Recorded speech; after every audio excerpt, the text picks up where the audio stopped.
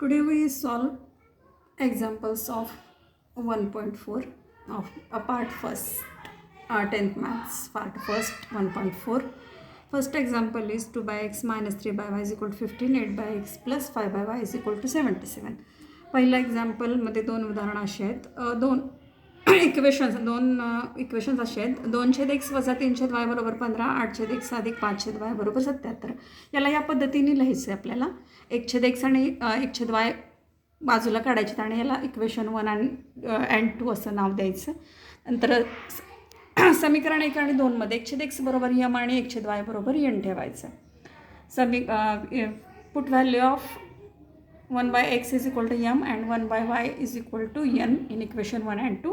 We get two equations through 2m minus 3n is equal to 15 and 8m plus 5n is equal to 77. दोन आपल्याला समीकरण मिळतील. 2m वजा 3n बरोबर 15 आणि 8m अधिक 5n बरोबर 77. बघा, त्यानंतर आपण सहगुणक समान करण्यासाठी कोएफिशियंट इक्वल करण्यासाठी इक्वेशन 3ला 5ने मल्टिप्लाय करणार आहोत आणि इक्वेशन 4ला 3ने मल्टिप्लाय करणार आहे. समीकरण 3ला 5ने आणि समीकरण 4ला 3ने गुणणार आहे. तर आपल्याला दोन समीकरण मिळतील. 5ने गुणल्यानंतर 10m वजा 15n बरोबर 75 असं पाचवं समीकरण मिळेल आणि 3ने गुणल्यानंतर चौथ्या समीकरणला 3ने गुणल्यानंतर 24m अधिक 15n बरोबर 231 असं समीकरण 6वं मिळेल. We get two equations 10m minus 15n is equal to 75 and 24m plus 15n is equal to 231. Now add equation 5 and 6. आता आपल्याला समीकरण 5 आणि 6 यांची बेरीज करायची because coefficients of n are equal and their signs are different.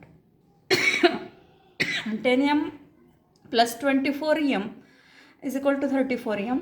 50 cancel. 75 plus 231 is equal to 306. 10m अधिक 24m बरोबर 34m आणि 75 अधिक 231 बरोबर 306. 15n अधिक 15n वजा 15n कॅन्सल होतील. m बरोबर 306 divided by 34. We get 9. Value of m is equal to 9. एमची किंमत आपल्याला समीकरण 3 मध्ये ठेवायची आहे. 2m minus 3n is equal to 15. This is समीकरण this is equation 3. 2 into 9 is equal minus 3n is equal to 15. 18 minus 3n is equal to 15.